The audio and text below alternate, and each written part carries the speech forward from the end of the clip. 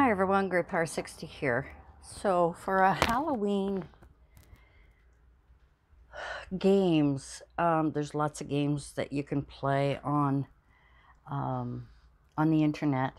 And I had asked my daughter if they had any games set for their Halloween party. We won't be going over, but I want the kids to have some fun. And I know my daughter is busy. She works at the hospital, and her husband is working from home, and the kids are right now going to school. I don't know for how long. So they're going to have a Halloween party at home, and I'm going to miss out on playing games with my boys. So I came up with an idea. After I watched Mixed Up Crafts, she created this, what she calls a pouch. And it is, let me see if I can remember here. It's about, it's about 6 by 8.5, something like that. It's about 8, and I think it's a half inch thick. So I created the pouch, and then I thought, well, what can I do to bring some games to my grandkids? So I just decorated it here, and it's closed with Velcro. And what I came up with, and I'm going to do one with you. Now I got some of those glossy accents on there, and they're not dry, and I can't find my drying tool. So what I came up with are different things that the kids can do. So for instance, this is Halloween words. What you need: paper with the word Halloween printed down the side, and the game is write down the words that begin with the letters of Halloween. For example, H for hollow, A for apple. The one who has the most words wins. And I printed off these sheets. They were, I can't remember where I got it from, somewhere on the internet.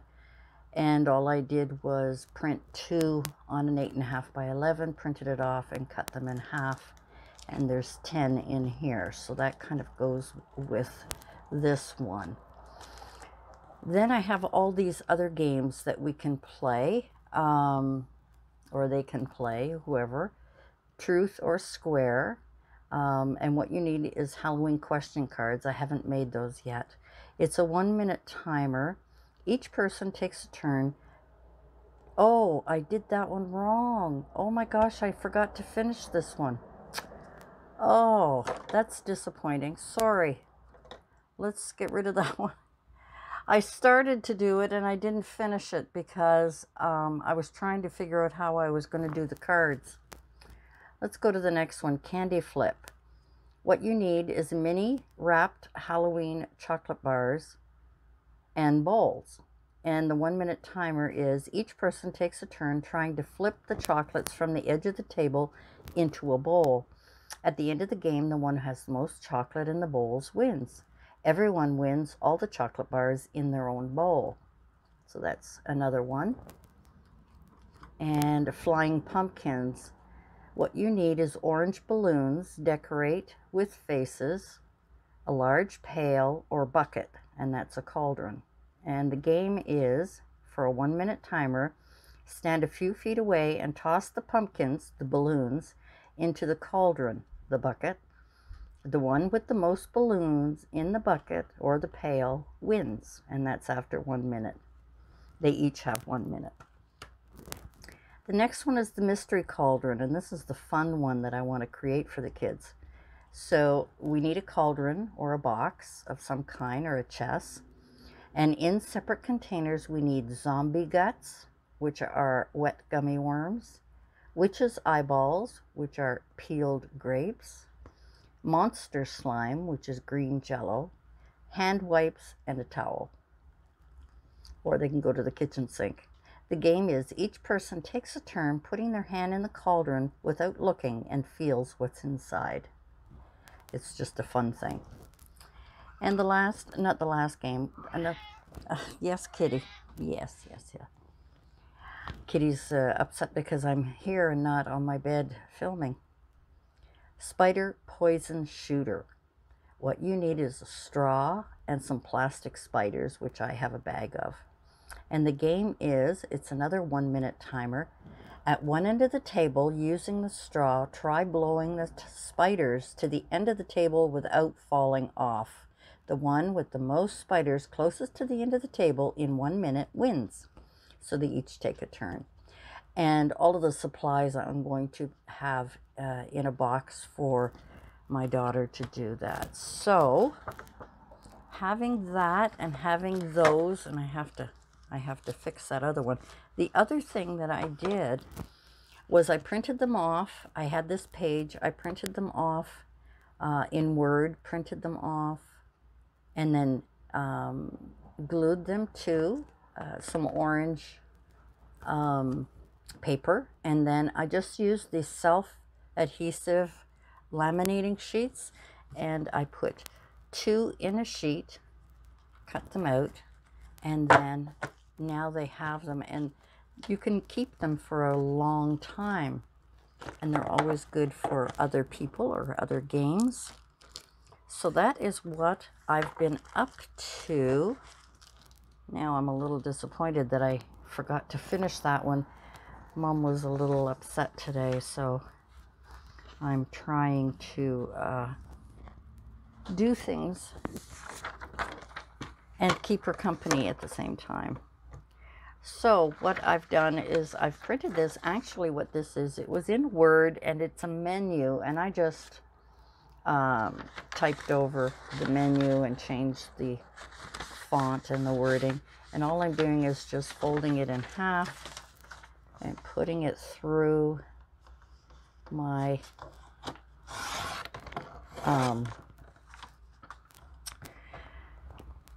my cutter. I'm still thinking of what Mom needed. All right, now if you want to, you can trim off the white, or you can go ahead and use some scissors to cut your paper. And I had these jagged ones. Oh, I hope you could see that. There we go. And all I'm doing is just cutting them out. So let me finish cutting these out, and I'll be right back.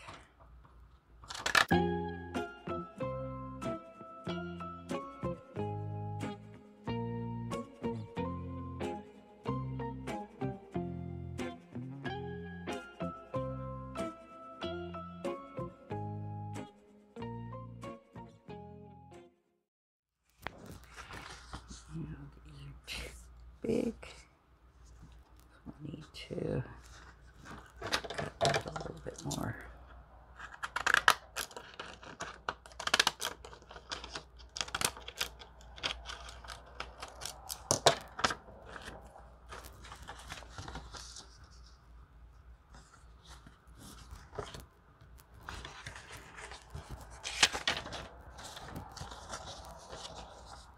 Now all I'm going to do is fit those on there and glue them down. Alrighty, put that aside. And I've been using my ATG gun just to bring them on there. I don't really have to do them too well because they're going to be in laminated.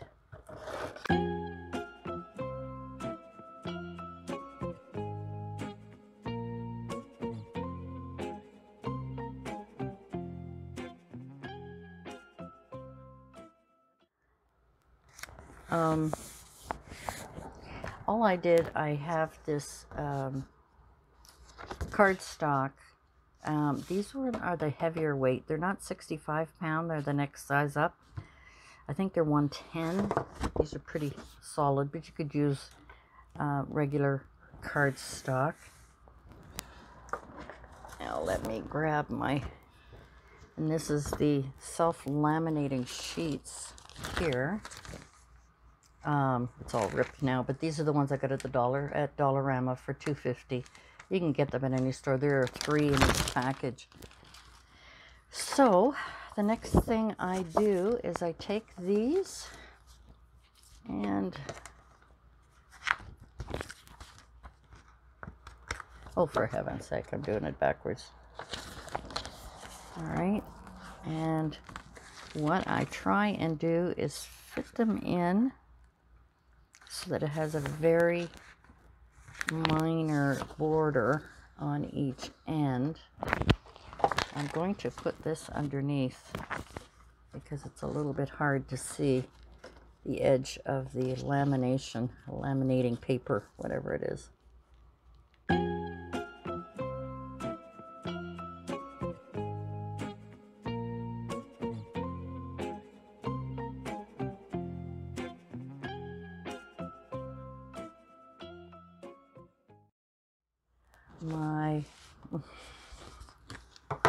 When we're on the camera, our mind goes blank. Bone folder. And because the paper is a little thick, the laminator might not catch it, and I want it to go right to the edge. So what I've been doing is sliding my bone folder at the very edge of the paper, because, as I said, it is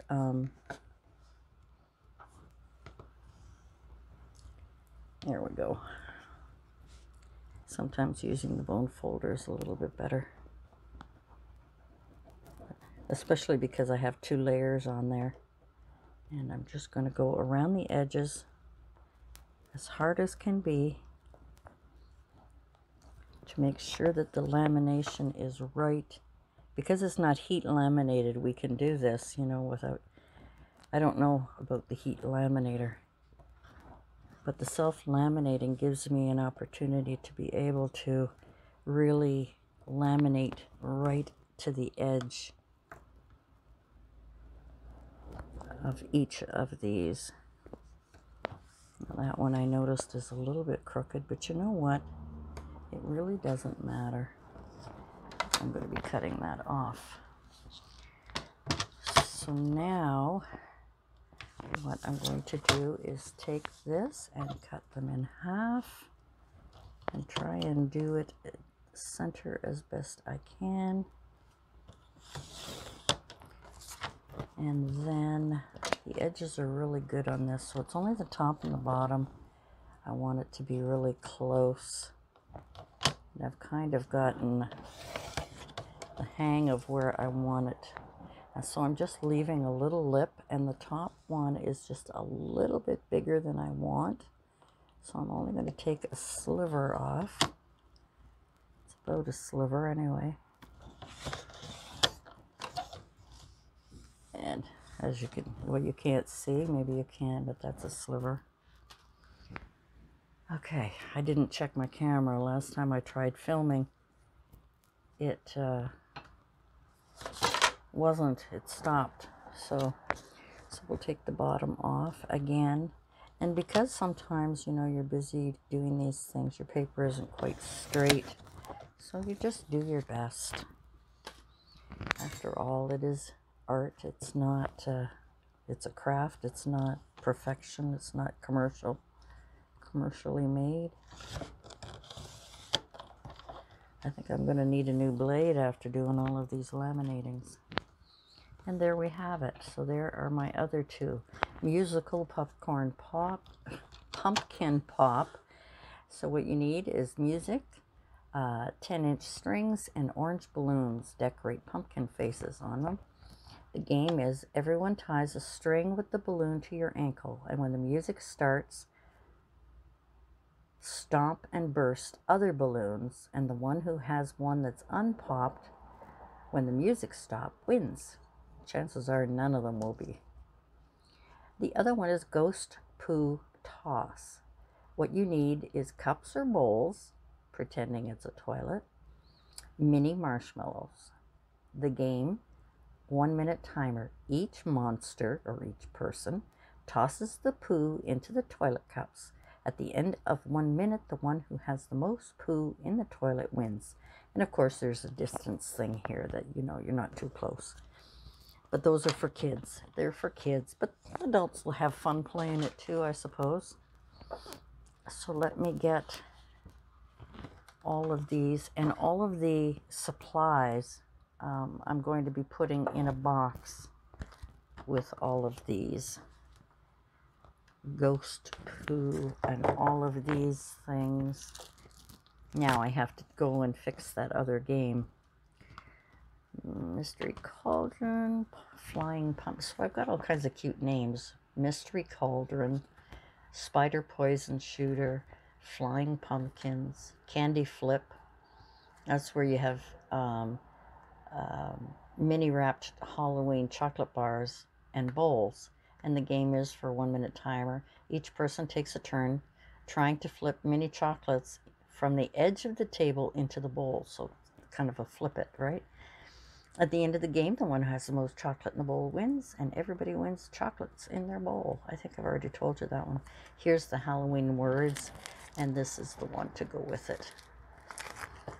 And that's going to be included in the package. And that is what I'm giving to my grandsons for an extra Halloween fun. And like I say, it will be included in a box that has all the supplies in it, all the straws, the bowls, because I have lots of extra. So you can use up your stash when you have these kind of games to do. So, well, this one was a disappointment. I forgot. I hadn't finished it. I was making Mom's lunch, and I didn't even get a chance to finish it. Oh, well. All right, guys. I hope you enjoyed my little Halloween games package. And it'll be more fun when I get it all put together with the balloons and the straws and the bowls and the mini chocolates and all of those other things. The real fun one will be, of course, the cauldron full of slimy stuff, the peeled. I'll be doing that the day before I bring them up.